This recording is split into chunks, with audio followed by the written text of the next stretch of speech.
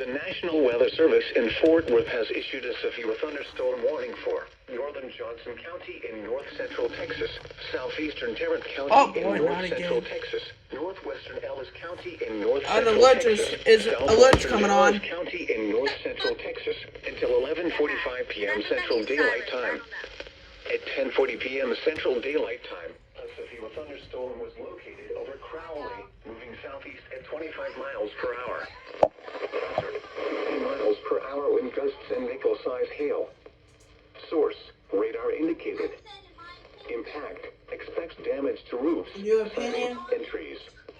Locations impacted include Fort Worth, Arlington, Grand Prairie, Mansfield, Bedford, Cedar Hill, Haltom City. Oh, there we go. Burleson, Well, it's about damn time. Crowley, Forest Hill, Richland Hills, Annandale, Everman, Keene, Joshua, Alvarado, and Rendon. This includes the following. Okay, the power just now got restored. Interstate 20, 433 and 450.